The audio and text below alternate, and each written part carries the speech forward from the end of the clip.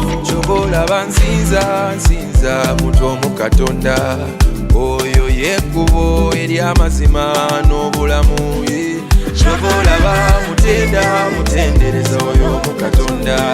He became my friend and I will never be the same again. God is my birthday, God 𝒂𝒂𝒂𝒂 God 𝒂𝒂𝒂𝒂 wangu, 𝒂𝒂𝒂𝒂𝒂 wangu.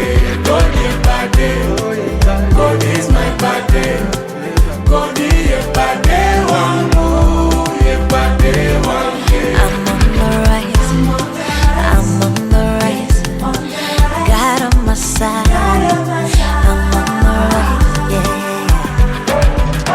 My God, they fighting me. I want palampa, don't know you are my homie. They were many munena behind me. Bangula mulinyana Katonda. They didn't know that I found a friend in you. They didn't know that I have a good relationship with you. That's why I'm not afraid of anything, not afraid of anything. Cause God is my body, 𝒔𝒂𝒏𝒂𝒂𝒓𝒔 every day. Obula mulero bupade, abatalina tata, kabirira tata. Lelo make a way, abalabe balabye, abatalina mukama balabye, mama balabye. Cause God is my body, God 𝒂𝒂𝒂𝒂, God 𝒂𝒂𝒂𝒂𝒂 wangu, 𝒂𝒂𝒂𝒂𝒂 wangu. God 𝒂𝒂𝒂𝒂, God is my birthday, God 𝒂𝒂𝒂𝒂𝒂 wangu.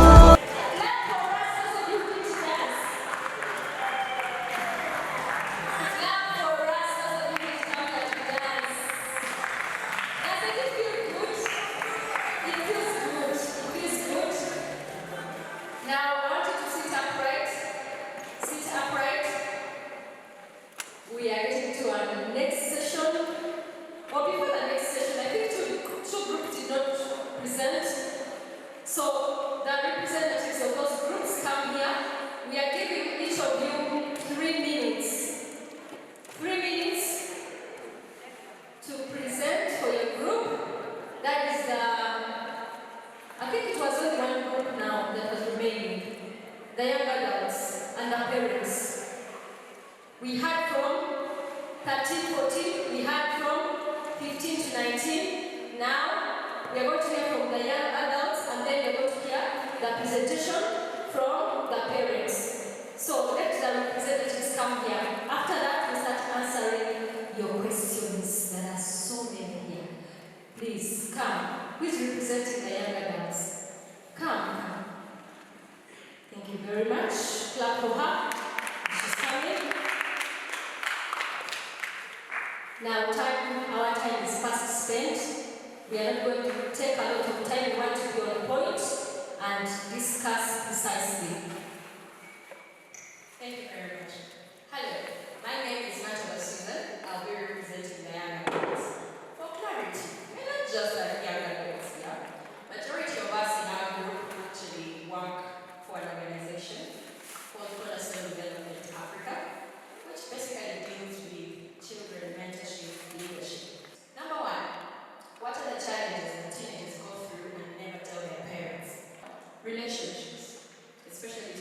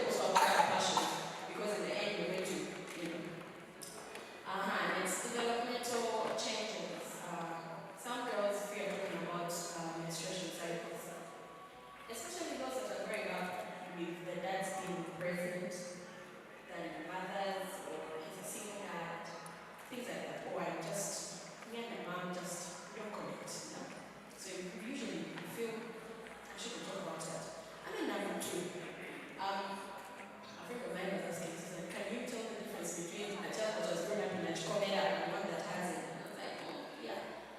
So those that have grown up in a 𝒄𝒂𝒓 got an award.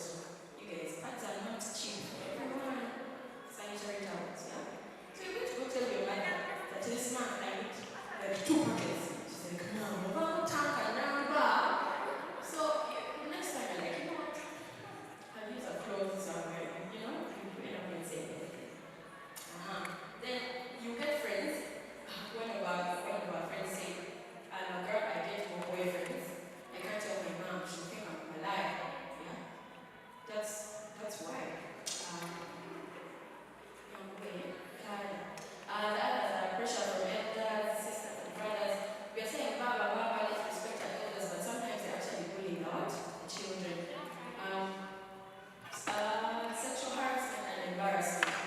Rape is not just someone coming and having sex with you. If I come and touch you, or touch you, that is all of it. Bad touches, all of those things, or words, or whatsoever, but because, you know, children, for example, Alaska, how many private parts do you have? Does anyone know? No one knows how many private parts we have? Yeah? We have 8 private parts. 8. Let's go through each chapter. Number 1, we have breasts. We say it together, we have breasts. Even boys, we have breasts. Number 2, we have the waist. Okay? Number 3, we have the thighs. Okay? Next, for the girls, we have a vagina. The boys have a. So vagina, penis, good. We have the vulva. And then we also have the anus. That's the one no one ever talks about, but it should be known that nothing enters. Everything should just be coming out. That should be a standard. Yeah? Now, the other private part is the armpit. Why do we call it private? Because if someone starts touching your armpit, it's more or less going to come to your what? So it's also private. The last one is the mouth. The mouth is for eating, it is for talking. Kissing. But because we also have cases where the child does not know that people are now very but we will say that they want you to use your mouth on their private part. That shouldn't be allowed. You get what I'm saying? So now you guys have 8 private parts. Do not fear to tell this even to a P1 kid. Thank you so much. I wish we should do this thing for days. Because what she has just shared. Your money. Yes. Of course these people have money. These people have money. It's just that we were starting. So next time we pay 300 and let us have a whole 3 days or 4 days of coming here. Because there's a lot to talk about. It should be like a big thing. So we have one more group, the last one, and then we will get into the questions. Our dear parents. I've heard from the teenagers, everything is about understand us, be with us. You're welcome. So they said to summarize and we're going to detail. My name is 𝐿𝒕𝒂𝒂𝒕𝒊𝒐𝒏𝒂𝒍. So the first question was, what are the things, in brackets, nightmares you hear out there that terrify you as a parent, that worry about your teenagers and make you toughened on the children, but you can't tell them? So we won't tell you when we are tough, those are the things that scare us. The first is homosexuality and lesbianism. I hope you know that. What is now called �LGBT𝒈. You hear it's happening in schools. We are paying money to get into those bad habits. We hate it, we are scared, we are terrified, because God created man and woman, and God created people to do things as woman and woman and man and man. Drug abuse, it scares us because we hear children are using drugs in school. Somehow they sneak in drugs. Now someone said the electric cigarette was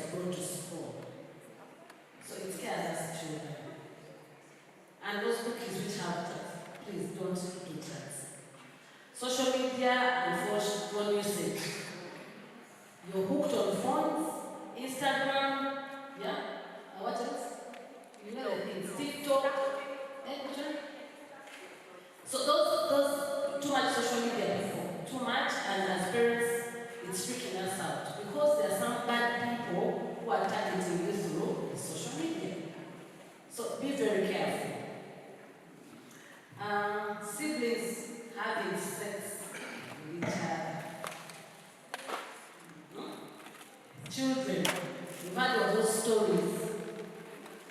It's wrong, God will burn you in hell. It's a sin in the Bible for those who are Christians. Your siblings, you cannot have sex with them. It's abominable. It's careless. Sleeping with the domestic workers, having sex. We've also had the stories where the children in the home, the young boys, are having sex with the maid. The young girls are having sex with the shaman boy. Those scare us. Like we said, there are STDs, pregnancies, HIV. Yeah? Pornography. Do you understand pornography, children? Teenagers. Yeah? Watching sex movies, and then you want to practice on each other. Those things scare us. Of course, STDs, those are sexually transmitted diseases, because sometimes when you get in sex, before marriage, you get them. We are scared about early pregnancies because someone said children of this generation. But I was saying, because some of children of this generation are engaging in sex so much early. In our times, we used to swear, not before marriage. I don't know what happened to that. What are these doing? You need to bring it back. Addiction to technology. You guys are so addicted to technology. I talked about PS5. Some people wake up in the morning before they watch Netflix, before they brush their teeth, they are on the game. They will not take it, they will not watch apps, they will not be on the game. Technology, TV. Wake up in the morning, the first thing is TV. Before you say good morning, money. Those things are lawyers. They still have to cause the technology just one to see these bad things. Incest. Incest means relationships between relatives. So, we've had here cases where fathers are having sex with their daughters. That is wrong, it's incest. Where uncles, girls are talking, listen, uncles convince you, they have sex with your own uncles. Don't overtrust, girls, don't overtrust the men. So there are those cases where we're hearing. Then, of course, siblings are already talked about it. Cousins, So incest is a big scare for us. So when we live here at home, and there's an uncle, people don't think. I don't tell you why, but I know it's dangerous for you to move around, even before your own brothers in that short period. And tell them to think of funny things. And it's an encounter. Then when you get out of that, get to that country, there's still no one you meet on the road who can just grab you and put you somewhere and rape you. So rape is a scare. We're worried about it. Defilement is having. It scares us because the way you're growing, you have those feelings. But come to us if you feel something, you're attracted to somebody. Come and talk to mommy, come and talk to daddy. We will advise you because we've been there and you know what you can do. Love for money. People love money. You love money. You want to, if I meet uncle so and so, give me some money. Pocket money, what? You want to buy this? It worries us. Because one of the reasons it worries us is that you might end up dropping out of school because you don't have for money. But also you don't start begging for money. Then the young girls, the men are going to deceive you with money. 10,000? Even if it's 300,000. Your parents can provide it. If they can't provide it, it's okay. You wait and grow up. Even the boys, the �LGBT community is using money to get you people. So please, don't love money, okay? Okay, you grow up and work and make the money. Then some of the things that scare us is that some of you say you don't want to get married, you don't want to have children. Some of you tell us those things. Meanwhile, us we had you. So if we did not want to have, would you be alive here? Please want to have children. As we're going up to make dolls, carry babies. We no longer see people carry babies. They use them on phones. Please carry babies on your back. Please desire to have children and to get married. Then giving up on school. Some of the teenagers give up on school for different reasons. Probably pressure, probably they're not passing well enough and they just give up. We get worried as parents and want you to come to us and share your challenges and we say to support you. Then gambling and sports betting. Anyone does betting? The young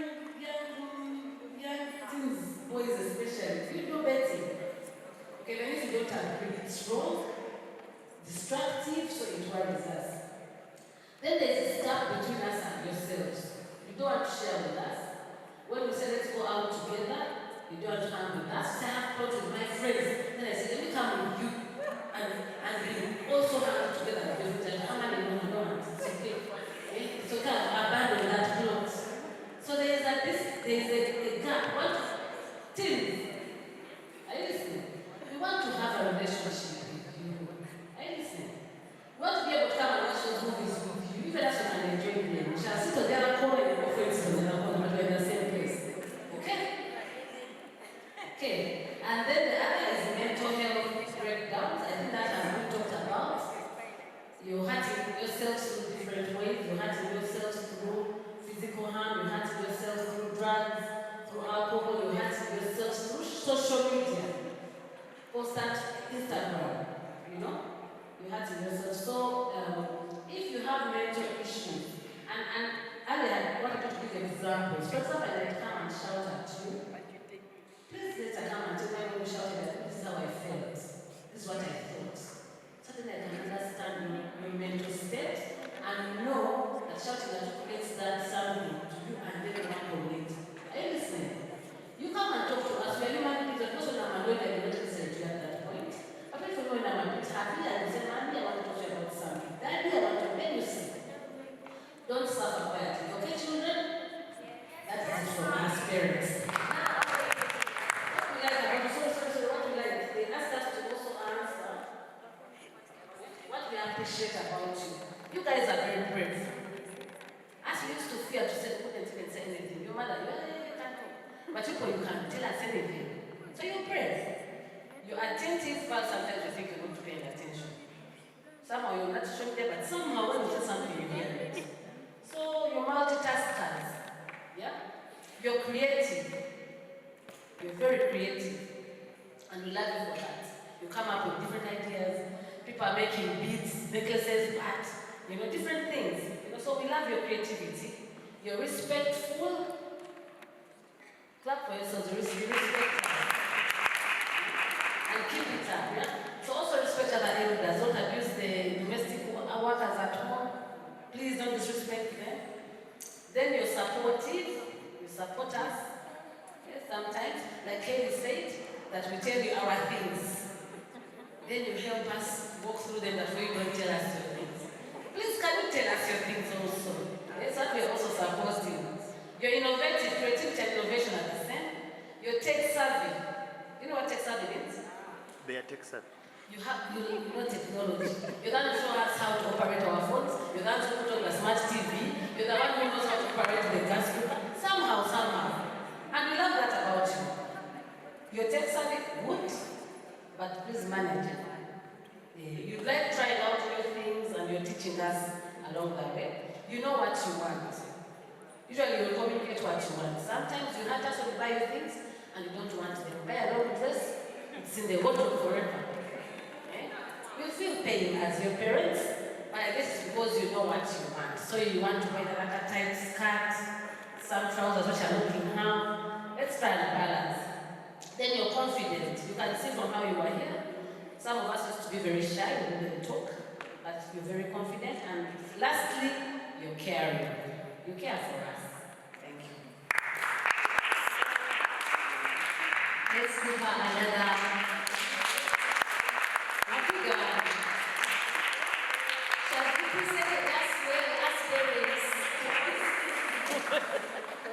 I know you have your comments, but keep them because you have written everything here.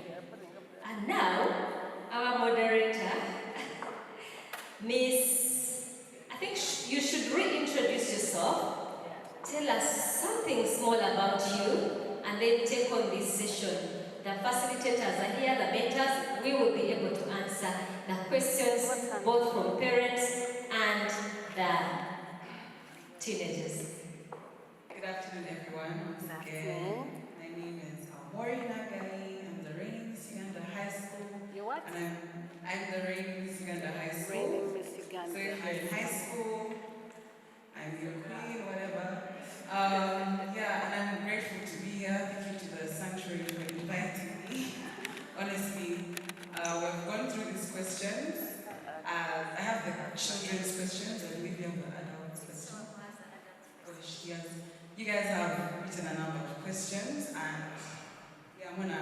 try to answer some. If you may have a few answers, I will give the mic and the floor to you. So yeah, let's begin. How does one walk away from negative trends, let it be toxic relationships or toxic friendships? I'm going to answer this. There's this saying, I don't chase, I attract. Can you please say it? I don't chase, I attract. I need to say One last time.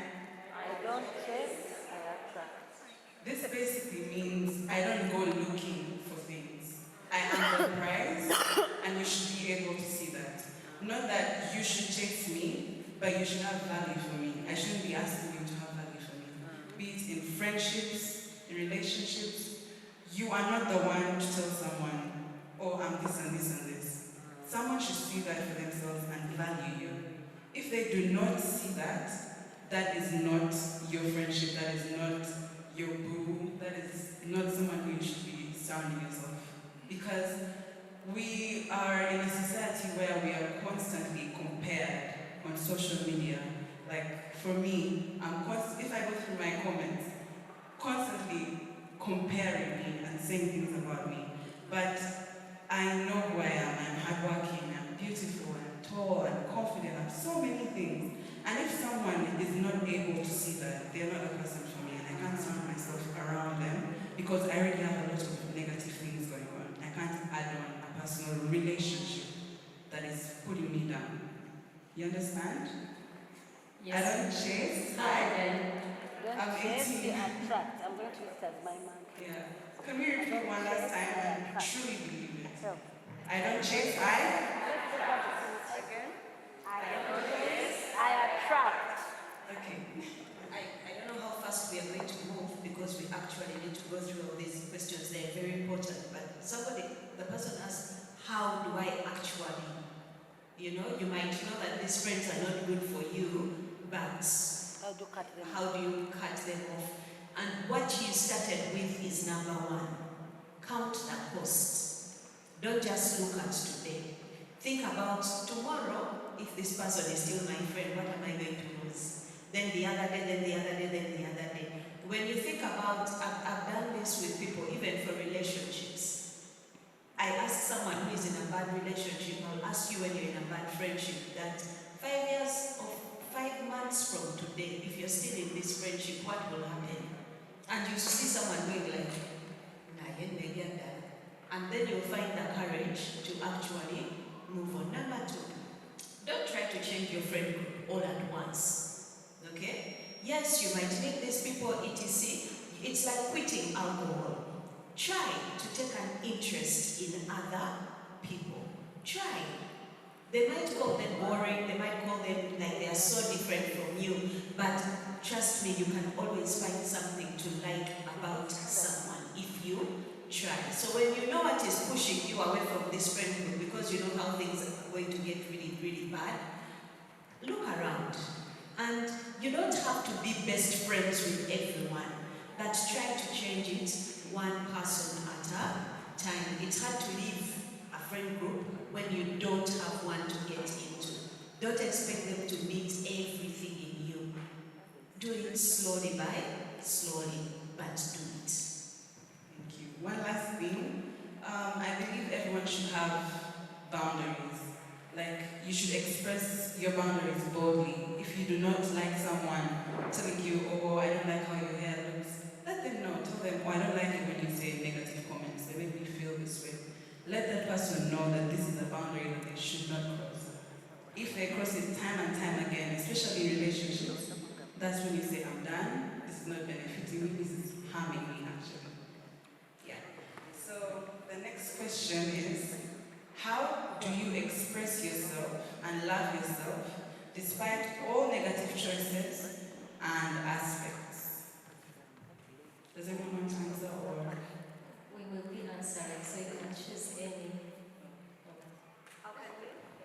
How do you express yourself and love yourself despite all your negative choices and aspects? What I'm getting is, if I've made a mistake in life, how do I move past that and still continue to love myself? In Uganda, we have a statement that 𝒄𝒉𝒕𝒂𝒂𝒕𝒊𝒐𝒏𝒂𝒂. Yeah? You might have made a mistake and you lost your best friend or you lost your friends. Okay? There's always going to be another person who actually likes you. Alright? But you need to start. It is a thing to forgive yourself. Other people might forgive you, but the journey starts with you forgiving yourself. Inside in counseling, there's something we call radical acceptance. You're like, okay, even if I beat myself up, how many of you can actually go back in time and change something? Can you? You're never going to change it. So there's a point you get to and you're like, okay, I did it. And trust me, not everyone is going to remember those things all the time. That's just how nature is. Tomorrow someone will do something and the attention will move to that person. That way you're still, and no, move on. Radically accept that something went wrong, or you come from this family, or you come, and let's look to the future. When you're driving a car, it has a very big windscreen, and our side mirrors are small for looking behind. We need to focus on the future. Don't let the little things in the past make you miss out on the big thing that you can be in future. The third question is, how to feel content with oneself. What I get from this question is, how do I love myself? A way to practice self-love is, I would say, number one, taking care of yourself. If you are a person who does not, let's say, shower, do all sorts of things, and you're stinking, and then you're around people who smell good, but you're not taking care of yourself, how are you going to feel good? Number one, it should be taking care of yourself. Doing things that make your appearance better, dress well, talk well, things, normal, simple things. Another thing I would suggest that I practiced ever since I was a child was setting small achievements. For example, I have been in swimming, I have been in basketball, I have been in modeling, I have been in acting, and now I have a crown on my head. I have so many achievements, and I have confidence in myself and the person who I am. So I do not really need validation from other people because I know that I'm great. I know that I have done this and this and this and this. Who are you to come and tell me, oh, you guys? Do you know what I've been? What I've done? Do you know how far I have come? Do you know how much I have grown? I'm 18 years old, and I'm the first ever Miss Uganda High School. Do you know how hard that is? I'm not saying it doesn't have to be a very big achievement. It could be simply getting 50% in math. Setting small achievements to put confidence back into yourself and the person who you are can make you love yourself even more. But if something happened and you don't love yourself because somebody did something to you, yes, I know we are giving you all this encouragement, you can do something about it, but sometimes you have to talk to somebody. The reason people end up dying, the people end up hurting themselves, is because they keep trying to push. Sometimes this thing is not going anywhere until you share it with someone. They might see something that you are not able to see. This is a question for our parents.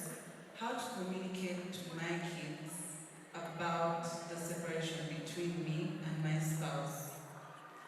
To what extent is a teenager affected when I introduce a new partner?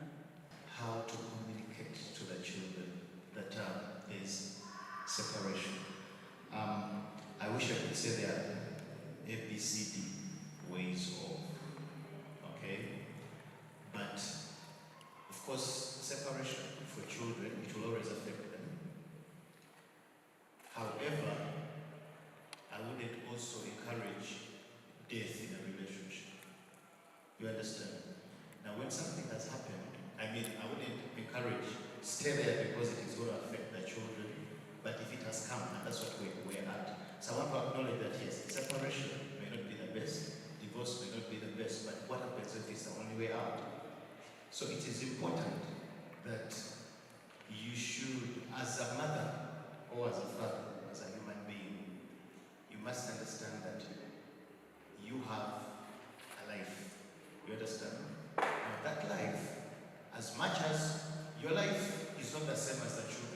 children's life is they're looking at you as their caretaker. But also you are supposed to move on. I want to first also establish that. So what we do is, I usually use blunt statements that you must be able to discuss it first with the man you're separating from. Because what happens is that one party, in separation, one party is going to give reasons and another one is going to give different reasons and they will conflict. Someone following me?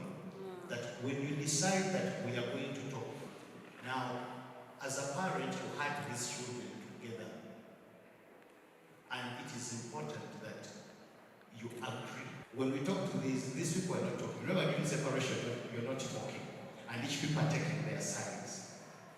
But what you're looking at is you need the kids to understand that we are not separating because of you, because of the children. All right? And depending on how I was hurt, let me say, can I just use us as an example? If she's the one who wants to talk to the children, and depending on the hurting that she has, it is possible to talk to them, and after talking to them, they accept, but now they hate this person. You understand? Remember that when we are separated, both the children still need the father, and the children still need the mother. And that is why I'm laboring to say, before you look at how do I talk, because the question is how do I be. Are you getting my point? Are we together now? It is not about how you talk. It is about how do we communicate to our children that you know what, we love you, okay? But the step where we have reached, we have found it hard. We can no longer parent you together in one house. However, if you need any of our help, we are going to be there. Then what happens for children? They tell you, have you been in school where they tell you, can you come with both your father and mother? Now, usually, if it was a question of how do I, be the father, talk to my children, if I talk to them, we are separated, and I badmouth her, it is going to become hard for both of us to go and attend. I think let me repeat that because of the time. I'll say this from personal experience. I say this freely because it has shaped me to the person that I am. When I was in P2, my parents separated. I bless the Lord every day because as we speak, 25 years later, 25 years after the fact, my parents are together and they're married. I bless God for that. But this is what it did to me. I remember I found out, when I found out that my parents were no longer together, I went to my mom, I was crying, and I asked her a very selfish question, very self-centered. I asked her, Mommy, why did Daddy leave me? Why did Daddy leave me? Because as far as I was concerned, that's what had happened. I felt that if I was a good enough child, he would not have left. And she told me a statement, typical Uganda woman. I'll say it in Uganda and then translate. Whatever happened between your father and I is none of your business. It was a very good answer, but it did not answer the questions that I had. And as a result, I ended up breaking down with depression, etc. It's a very long story. But there's one thing my mother did, and I will always bless God for her. All the while I was growing up, she never said anything to badmouth my father. Okay? Even when they were separated, they would look after my dad, 𝒂𝒊𝒐𝒏𝒂𝒍, would also look after her. And whenever we would take food home to her, because we were all, mommy's children, she would ask, 𝒂𝒊𝒕𝒂𝒂𝒓𝒄𝒂𝒊𝒐𝒏𝒂𝒍. She made sure that we looked after my father. Parents, these kids would tell you, if they had the courage, your battles have nothing to do with us. And when you appreciate that, it never ever helps. You will talk to me about your things and you will get me in your corner, but you have made me lose a father. Or if daddy, I've seen fathers who have literally decided to stop paying fees for their kids because they want to punish the mother. Who on earth are you punishing? I didn't ask to be born. So parents, I'm telling you this as a child. I have gone back, I'm now 15 years old, and I'm asking you, please, I'm not asking you to get back together. I am asking you to be mommy and daddy. You don't have to be husband and wife if you don't want to. We weren't there when you met, but we want our mother and we want our father. What happens if you're not communicating? Like, one parent is not willing to listen. Let us have a parent first. Thank you so much. I'm not really offering a solution. I know probably you have experience in that. But I just wanted to give it from, I think this is a progression on a case by case basis. Most of the times, by the time people are separating, most of the times they are at that point where the relationship has literally broken down, that each one wishes the other the worst in most cases. So if it is a man, they wish that maybe this woman goes mad or they go naked or everything. If it's the woman, they wish that, because that is the point at which they have reached. So, yeah, you can listen to this, but ordinarily, there's going to be a very big gap for some time, because it takes time for people to hear. They will not even listen to this that you're talking about. But then we hope those that are in this room, probably if such a situation arose, it could happen. But it's a very hard one. Yes, absolutely. And that is why I'm going with 𝒂𝒊𝒂𝒂𝒕. I'm talking to the people that are in this room. When there is no communication, the only thing I can tell you now, I'm not even speaking as a psychologist, I'm telling you from lived experience. Okay? For years, I did not see my father. Today, I'm very glad that I can go to Tula and he is there. But even when my parents were still not yet living under one roof, I remember I got a first class at my first degree, community psychology. And my dad picked, where they had written my name in the newspapers, and he put it in his office. What am I saying? No matter how much you hate that woman, there is going to come a day. I'm saying this to you so that you can take the information. You people are very good on social media. I recently joined a parents group and I'm like, Anna, these people really communicate. There is going to come a day, however much you hate that woman, there is going to come a day when you really want to be proud of these children. Let us not focus. Whatever you're feeling now, it is going to pass. However angry you are, there comes a day when you're not that angry. And then you're going to get even more angry when these children are taking the big ball and the graduation gowns and all the money to the people that actually raised them. We know their fathers and their dads. So no matter how angry you are with the other person, when you are fighting with this woman, know there is going to come a day when you want someone to call you, this is my father. So it's about looking at the future and just knowing how anger works. Anger is a fire. It comes, it burns you and leaves everything in ashes. But you're not going to be feeling like that tomorrow. In fact, while I'm still here, let me also say this to the young people. Whatever emotion you're feeling now, however strong you're feeling it, for sure you're not going to be feeling it after even 4 hours. So don't let it make you do something that you are going to regret. Just quickly to answer our parent. Yes, a time comes when probably you don't want to see each other. You forget about all the falling in love that happened to you. But what we are looking at here is look at the children. That's what we are saying. So using Dr. Linda's example, she said even if they were not together with the father, the mother wouldn't badmouth the father. That is what we are saying here. That if you cannot agree together to then talk to the children that we are separated. Talk when you're talking in the absence of that partner. Let me use partner, not man or woman. Don't badmouth them. Because also children can study. You can badmouth someone and then they're growing up there like, but I think that was the problem. Oh, I think mommy was a because you have to understand that they can understand by themselves.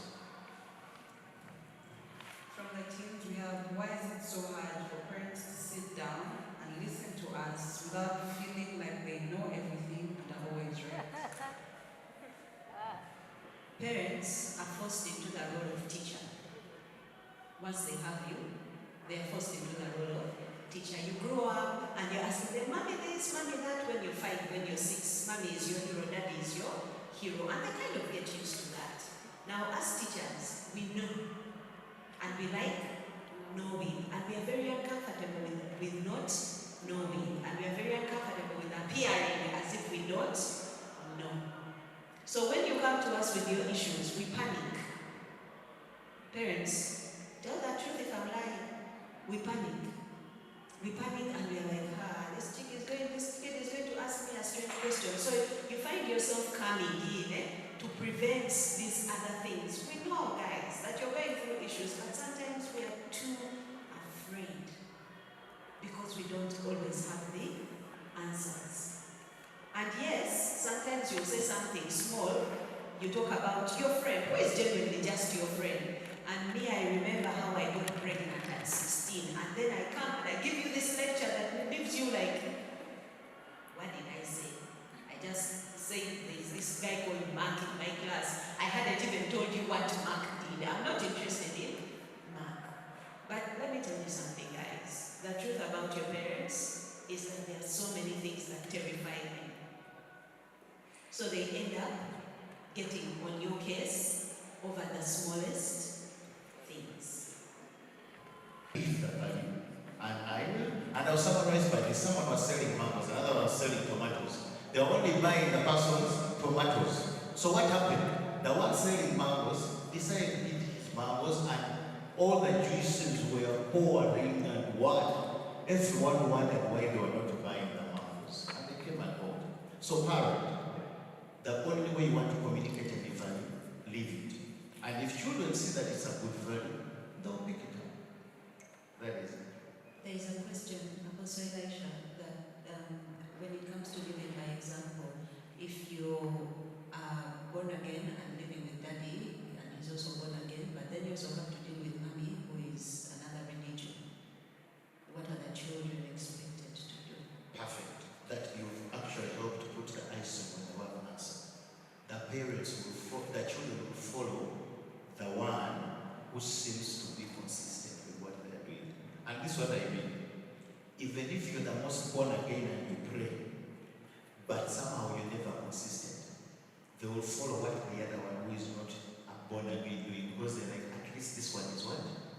It is where they coin the word, the devil you know is better than the God you don't. It is all about. And the generation we're in, the alpha that sees, I don't know what the other one, you forgive me, I don't know how you call it, they are called by the way. Whoever came up with that, you guys are called. And let us not be silly. We envy you. We wish we had lived in your time. Do we?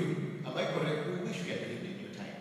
You guys have everything going on for you, you know?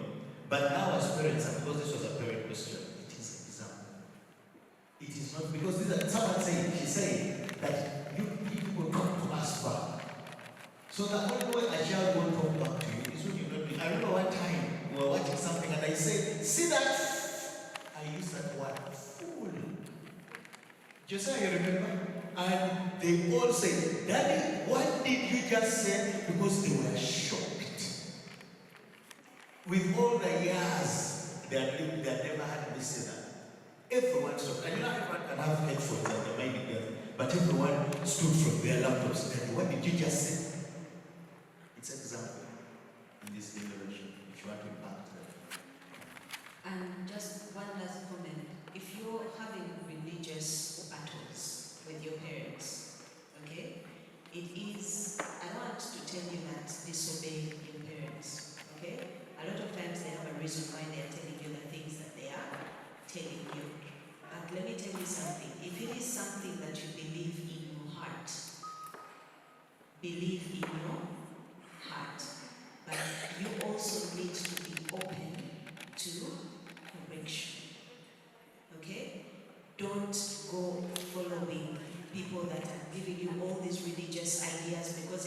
actually real. There's another pandemic that we are not talking about religious, other people call it fanaticism.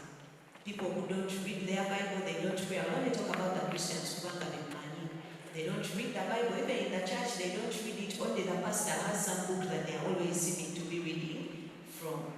Please do not be misled. For me, I bless the Lord for my pastor.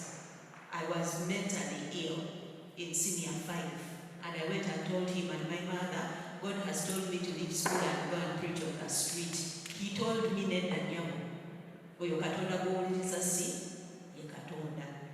He was a pastor, he was preaching, but he told me, you ogenda kusoma paka ku PhD. I didn't believe him, and here I am today. I'm Dr. Linda. So again, sometimes our parents are strict on us when it comes to religious issues because they are scared of all sorts of liars and quacks out there.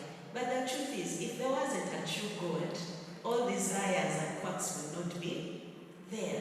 So pray, read your Bible if you want to read your Bible, and know whom you have believed. It is a matter of heart. Your God does not need you to shout at people and fight and etc. He is able to defend himself. Thank you so much, Dr. Linda. We just looked at our time, and it's only 2 minutes to, see how many minutes? Only 6 minutes to 2. And I think we can only stretch to another hour, and that's it, okay? So we may not be able to answer all your questions, but we will try and see what else we can do to see that at least we get all these answers, because we have ongoing mentorship classes at 𝒂𝒂𝒏𝒆𝒓, and we are still talking to teenagers. So I think it's very important that we do this. I'll read my question. We understand why parents are so strict.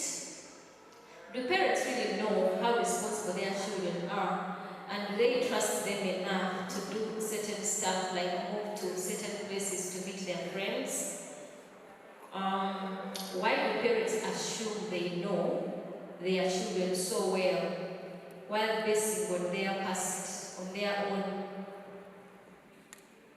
while basing on what they went through when they were young? Let me rephrase that question.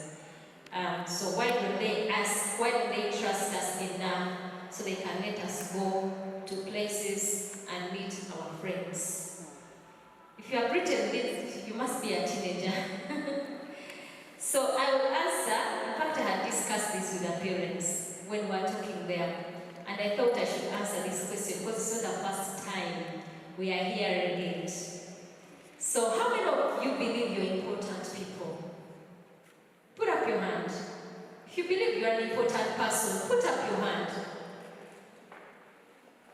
I'm going to stand. I see one who doesn't believe they're important people.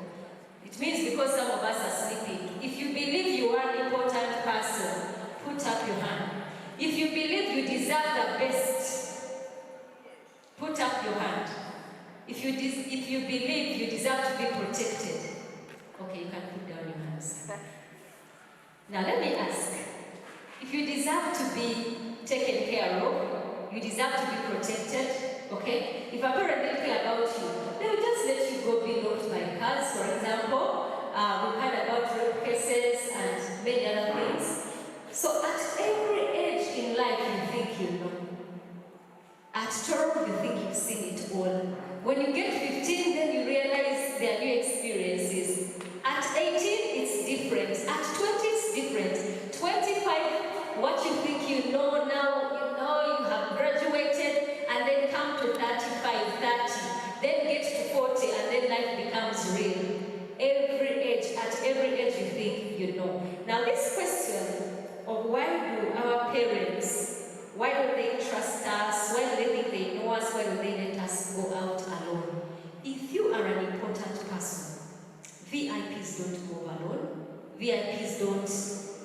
How many of you can give me an example of a VIP in this country?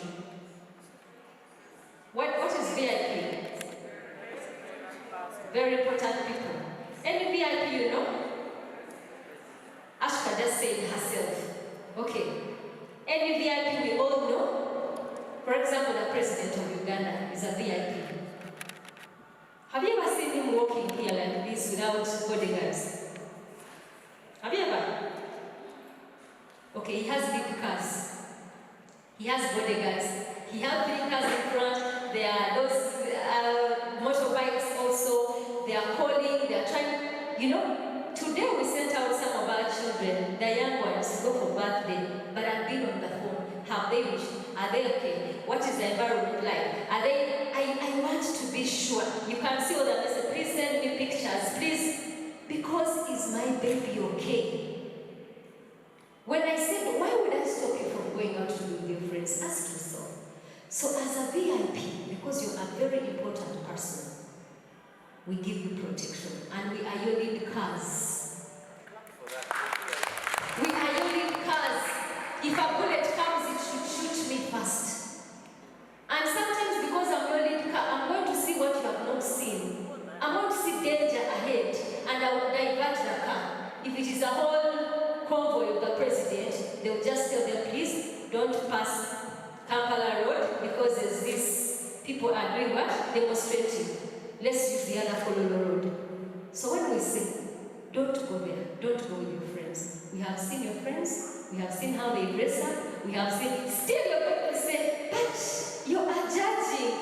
We have been there. There are some things you won't understand unless, I love to say this, and we have a proverb that says, if I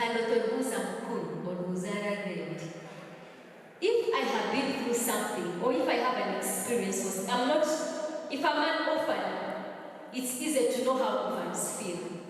But if you've never been an orphan, even if your parents are 100 years, you cannot be, you won't tell how an orphan feels. So we have experience. You are our VIPs, and we are going to protect you. When we say no, we don't mean to harm you, or we don't mean to make you sad. We mean well, and please try to take it. And sometimes as parents don't know how to explain it to you. Not everybody will have that explanation I've had. For them, they know it's wrong and they're only going to say.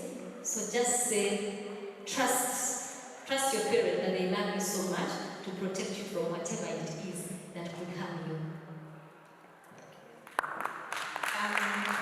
The next question I'm going to ask parents to actually answer. So please be thinking about the answer, and then I'll make a very small, not even an addition, but how do parents feel? It's very short, but I thought parents should actually speak from the heart of this one. How do parents feel when we disobey them? I'd like 3 parents to give us an answer.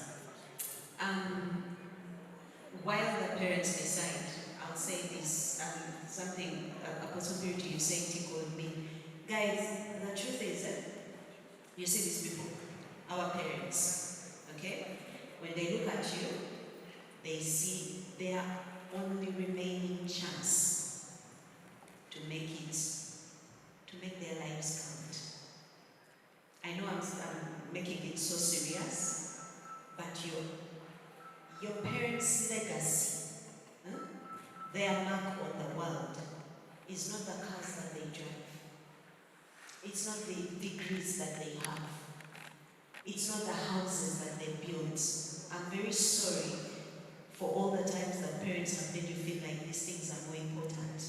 But the only thing that actually matters, that your parents were here on earth, is you.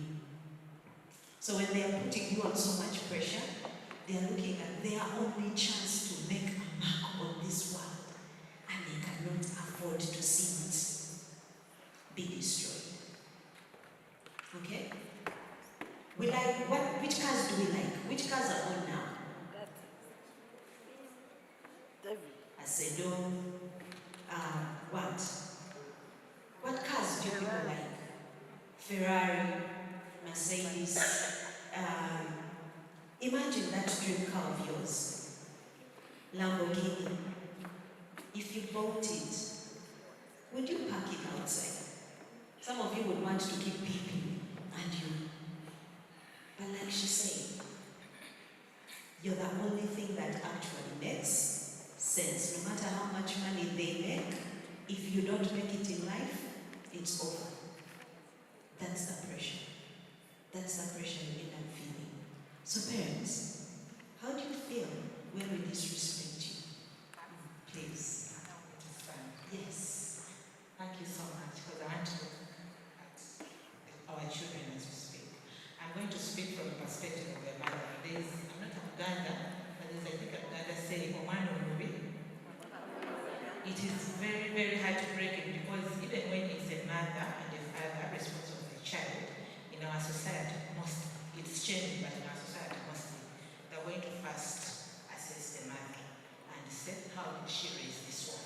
So every time you disobey us, we are looking first of all at the heartbreak, because we feel when you disobey us, you're going to go off the path that we think is the right path, and then you go to the wrong path, and then mostly no, 𝒂𝒕𝒊𝒂𝒂𝒕𝒊𝒐𝒏.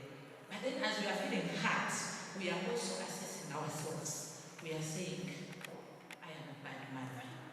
I have not done my job well. Everyone is going to imagine, because they will say, see, it is a bad thing, but they compare. They're going to look at my 13-year-old and another 13-year-old. What this 13-year-old turns out to be and what the other. And you know what they're going to do? Look at me, the mother, and say, see what she raised. So every time we disobey, we are looking at that and we can't breathe. We are just praying, can he please turn out to be something that I think? Because even if you do not succeed in the sense of having a great job and money, that might not be your making. But people say she has the morals, she is like this, she's respectful. And for me as a mother, that will be my pride. Thank you. Thank you so much. Do you have another parent who wants to answer that question? Tell us the truth. What do you feel when we disobey? Someone actually asked.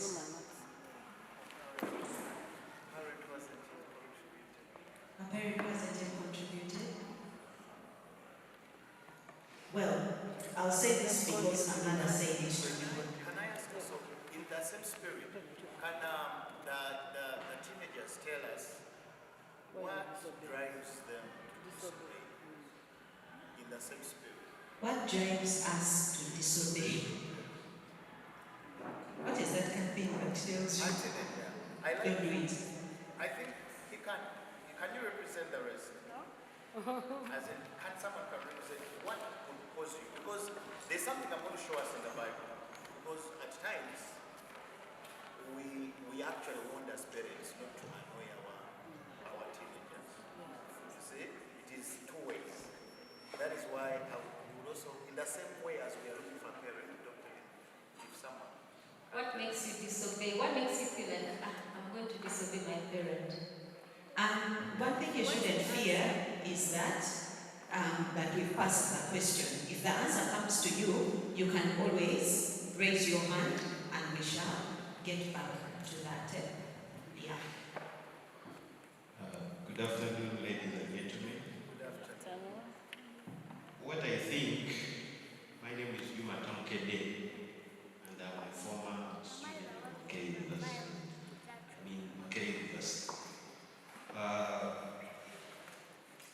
The backbone of, I thank the management and the organizers for today's event.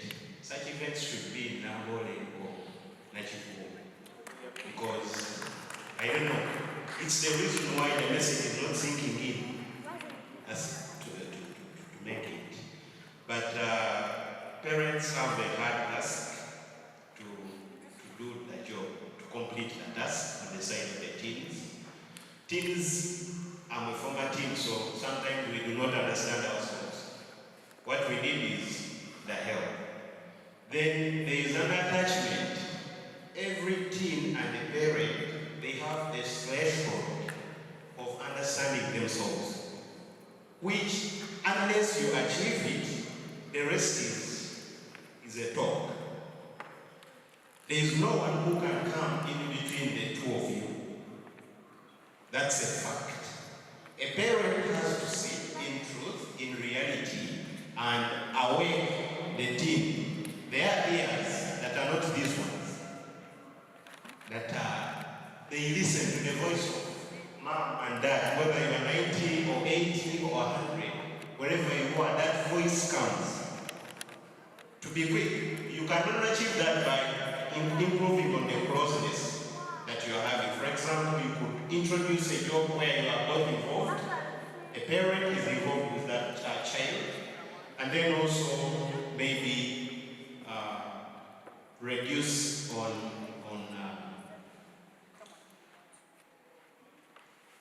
what the other team is getting from outside.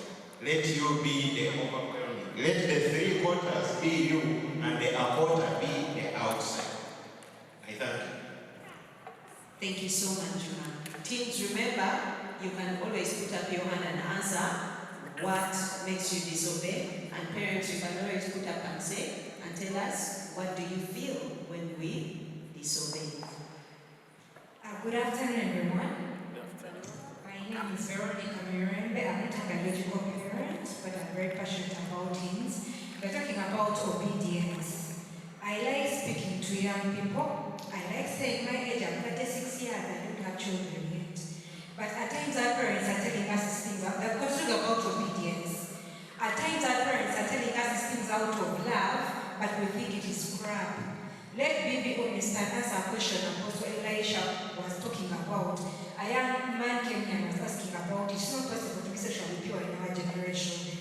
Like you may be a young girl, your mother, your father, they're telling you to be sexually pure, and you're telling them that is crap. Those things work for their generation. But we have an idea how children are breaking down mentally because of starting and relationships. Do you know that depression, children are going through because they begin sexual relationships at a very high age? At a very early age. So when we understand, money is telling these things out of love. Because I have seen, even I wrote a whole book, Papa's Talk in Sexual Purity in Our Generation, where I speak to young people because I have been through it. Because most of us think when we tell us these things are married, they think you're missing out, but we are there, we are waiting on the road.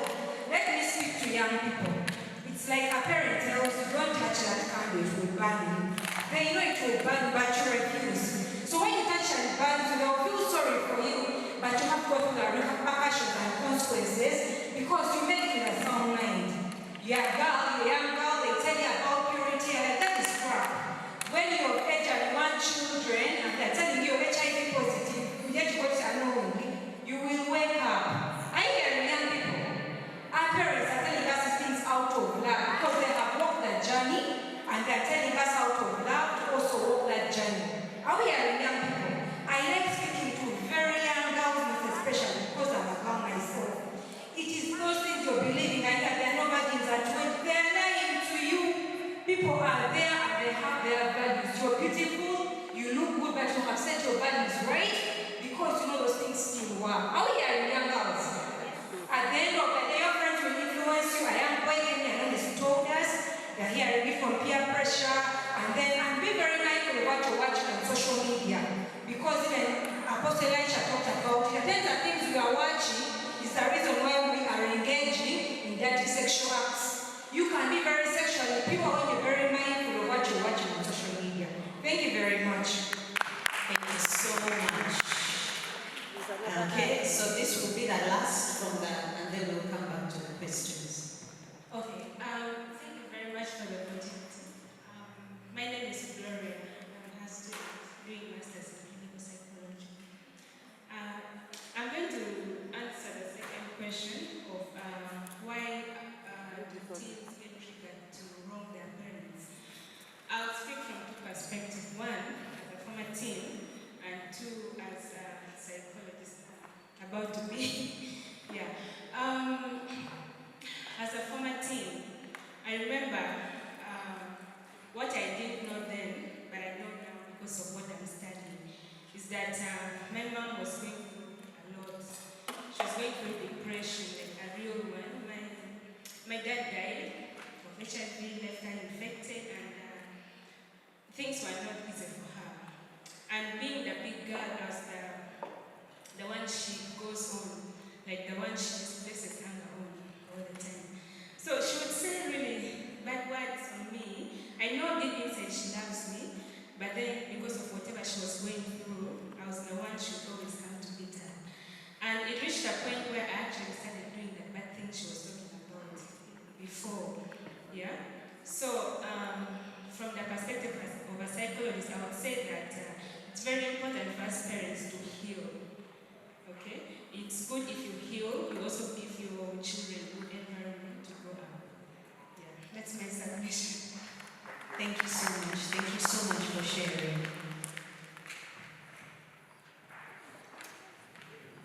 Yes. Wow, that is very powerful. What I've learned from us parents, we should actually, even if you have the authority, this child will not eat if you're not there, we should be mindful of our words. I'll give you a very quick example that happened to us. One of our sons, I want to mention, he got to a point of speaking to one of us, and because this is a person, when you say he has done something and he hasn't done it, he will not tell you he hasn't done it. He will accept what you're going with. And we are wondering, and he actually talked to one of us, and we say, but why you haven't done this when you accept? And he said, I discovered that probably if people don't believe me, God believes me. You understand? So I decided to live my life for God. So as parents, we talked about it. They actually talked to her. One of the sons, our sons was talking to her. When she came and told me, we sat and had a meeting and we realized that there are things we can assume. Assumptions at times are wrong. You understand? And what happens because children cannot fight you and insist, and especially when you're raising respectful children, they'll be quiet and they will let you believe whatever. Or minus that, they might go and try to look for those that will believe them. How do you handle or help a child to desist from 𝐿GBTQIXYZ? And how can a parent support a child who says they have weird 𝐿GBTQXYZ feelings? How do you advise, how do you divert them to the right path? Number one, you do not divert anyone from it. You understand? Because how do you divert? Who can I use? Jeremy, come. Jeremy is my son, so it is very possible no one will sue me. You look up, Harry. Now, please hurry. I'm going to show you what diversion is. Diversion is, he's walking, you walk. This guy has suffered. When I'm preaching, I use him and we walk. You walk, but I don't want him to fall. So, have you ever, you step and then someone stumbles and falls? Now, I always start by saying, there is no ironclad sky, because that is the diverting. How do I divert? Someone is going this direction, to stop. Because definitely, when those feelings are coming up, they have started somewhere. They usually say that the longer you've taken to be angry with someone, at times it's the longest you take to forgive them. Okay? So, at the end of the day, such a person, number one, understand they're going to be defensive. Okay? They're going to be defensive. Because in the very first place, we are in a country where you must be defensive when you suffer from that, when you find yourself on the other side. Because this world has told you it is completely wrong. Let them know you will not disown them, okay? But you're not going to stand and tell them what they're doing is correct. However, they remain your children and you love them and you will continue praying for them. I hope that helps. Thank you so much, Papa. My friends, trust me, all these questions are going to be answered, but we are also conscious of your time and we're very respectful of it and we do not take it for granted. With your permission, I just want to give some information, okay? And then each of our facilitators will give us a closing remark.